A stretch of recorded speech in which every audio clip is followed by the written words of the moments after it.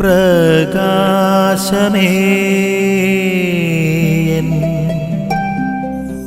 മിഴി തുറക്കുക വേഗം. വിശുദ്ധ യോഹന്നാന്റെ സുവിശേഷത്തിലെ ഏറ്റവും ആഴമേറിയ ദൈവശാസ്ത്രപരമായിട്ടുള്ള ഒരു വചനഭാഗമാണ് ഈശോ ലാസറിനെ ഉയർപ്പിക്കുന്നത്. ഇവിടെ ഈ വചനഭാഗത്തിലൂടെ സുവിശേഷകൻ നമ്മളോട് പങ്കുവെക്കുന്ന ഒരു സന്ദേശമുണ്ട്. ദൈവത്തിൻ്റെ മൗനമെന്ന് പറയുന്നത് അത് ദൈവത്തിൻ്റെ അഭാവമല്ല. ദൈവത്തിൻ്റെ കാലതാമസം എന്ന് പറയുന്നത് അത് അവിടുത്തെ അസാന്നിധ്യവുമല്ല. മറിച്ച് അതൊരു വിശ്വാസത്തിൻ്റെ തലത്തിൽ നിന്ന് നോക്കിക്കാണുവാനായിട്ടാണ് മിശിഹ നമ്മളോട് ആവശ്യപ്പെടുന്നത്.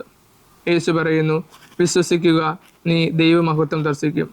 നമ്മുടെ ജീവിതത്തിലെ ബുദ്ധിമുട്ടുകളിൽ, വിശ്വാസപരമായിട്ടുള്ള ചില പ്രതിസന്ധികളിൽ ദൈവം നമ്മളോട് പറയുന്നതും ഇപ്രകാരമാണ്: വിശ്വസിക്കുക, നീ ദൈവമഹത്വം കാണുമെന്ന്.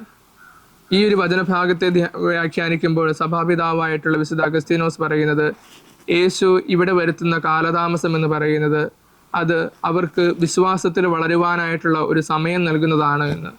പ്രിയമുള്ളവരെ, നമ്മുടെ ജീവിതത്തിലെ പ്രതിസന്ധികളിൽ, നമ്മുടെ ജീവിതത്തിലെ ബുദ്ധിമുട്ടുകളിൽ ദൈവം പ്രവർത്തിക്കുവാനായിട്ട് വൈകുന്നുണ്ടോ എന്ന് നമ്മൾ മനസ്സിലാക്കുകയാണ് എങ്കിൽ, നമുക്ക് തോന്നുന്നുണ്ട് എങ്കിൽ, അതിനൊറ്റ ഉത്തരമേ ഉള്ളൂ: ദൈവം നമ്മളുടെ വിശ്വാസം വളരുവാനായിട്ടുള്ള അവസരങ്ങൾ ഒരുക്കുകയാണ് എന്നുള്ളത്.